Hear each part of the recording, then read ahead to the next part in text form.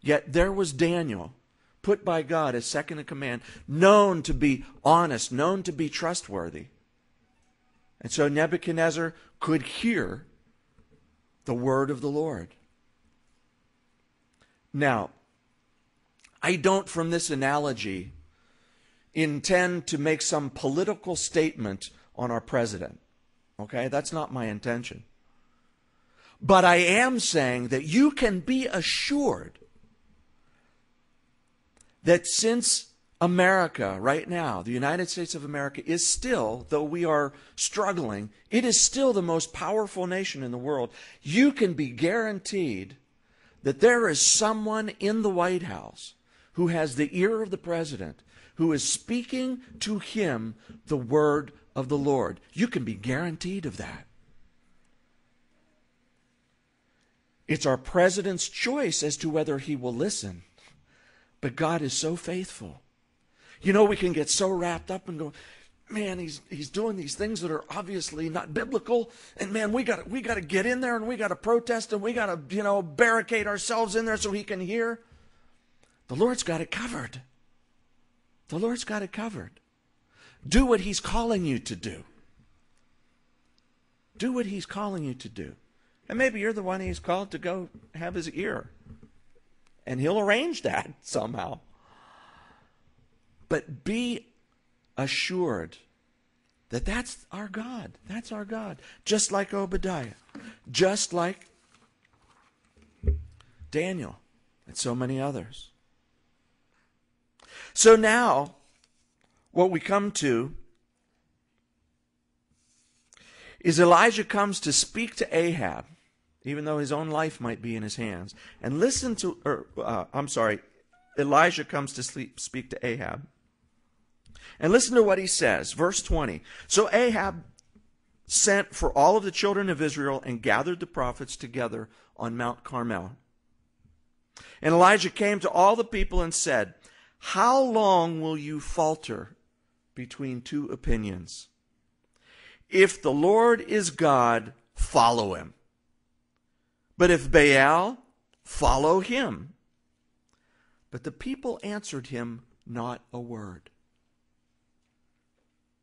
It's quiet.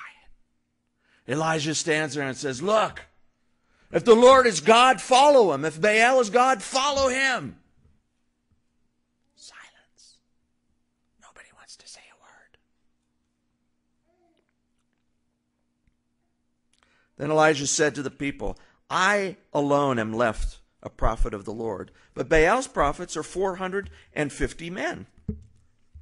Therefore, let them give us 2 bulls. Let them choose 1 bull for themselves, cut it in pieces, lay it on the wood, put no fire under it.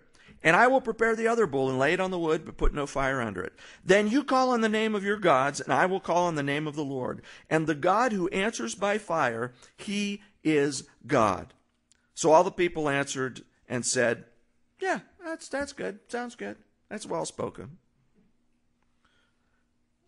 Now Elijah said to the prophets of Baal, choose 1 bull for yourselves and prepare it first. For you are many, and call on the name of your God, but put no fire under it. And we'll stop right there for a minute. Elijah says, how long will you falter between 2 choices, between 2 opinions? Interesting Hebrew word there for falter, that's translated falter here. It literally means how long will you hop or leap between 2 choices? Later on, we will find that the prophets of Baal, as part of their ceremony to try and get Baal to light the fire under the sacrifice, they begin leaping around. They begin jumping around and singing, and come on, Baal, do it, come on. And that's the same word that is used here for when Elijah says, how long will you leap between 2 opinions, between 2 ideas? How long will you keep doing that? You see, Israel was going back and forth between serving the Lord and not serving the Lord. Well, we'll serve the Lord. Well, we won't serve the Lord. Well, we'll serve the Lord kind of. It will change the glory of the God into an image of a bull. No, we'll exchange the glory of God for the lie of Baal. And they kept going back and forth and back and forth. And there are many people who do the same thing Now, they don't do it by saying, okay, today I'm going to follow the Lord. No, today I'm going to follow Satan. Today I'm going to follow the Lord. No, today I'm going to follow Satan. But instead, in the secondary and tertiary and fourth and fifth and sixth and seventh level choices that they make, they're jumping between two opinions. If you really believe that the Lord is God, why in the world would you do that? It was interesting, as many of you know, Krista and I attend another church. We're not leaving this church, but we do attend another church for our spiritual growth, and it's Calvary Chapel of Fort Lauderdale. And last night we actually watched a message that was given 2 weeks ago, and it's not the message I'm giving today, okay? I don't do that. He's in Genesis. I asked him to move to Kings so I could, no, I didn't. But anyway, what was interesting last night in what we were watching is that the Lord had put a real burden on his heart about some certain things that were going on in their fellowship, specifically about men and women living together, although they were claiming to be Christians. And here's this big church. And he called them out on it very lovingly, but very forcefully in the Spirit.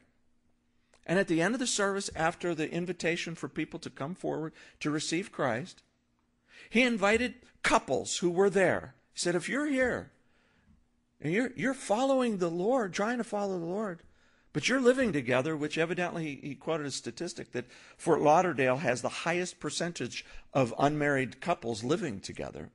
He said, if you're in that situation today, I'm challenging you to make things right. And stand up and come forward. And then afterwards, Pastor Fidel will counsel with you. And we want to help you to make things right.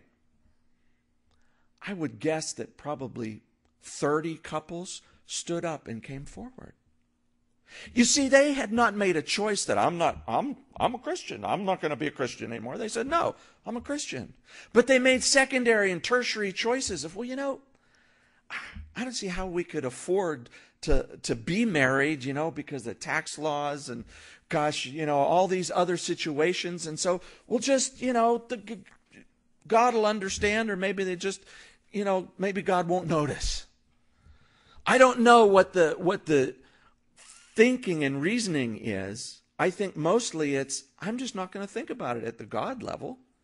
I'm going to think of it down on this practical level and trust in his grace and mercy.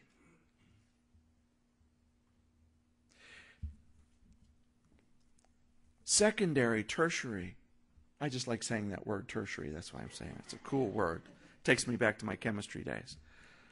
Fourth level, fifth level, sixth level. All those choices. If we are not making those choices based upon the fundamental choice, we will find ourselves like Israel, hopping back and forth and back and forth. And there are problems with hopping. There are problems. Jesus said it, you cannot serve two masters at the same time. You cannot. It is impossible. You cannot have more than one master. Bob Dylan said it this way, you got to serve somebody. It might be the devil, and it might be the Lord, but you got to serve somebody. You may choose to serve nobody, but you are serving somebody. You are serving you. You are king. You have made yourself king. So you have to serve somebody, and you can't serve more than one master. Jesus said it like this in Luke 16. No servant can serve two masters. Either he will hate the one and love the other, or he'll be loyal to the one and despise the other. You cannot serve God and mammon. Now, he was speaking specifically about wealth, about those who are worshiping and serving wealth. I'm serving wealth.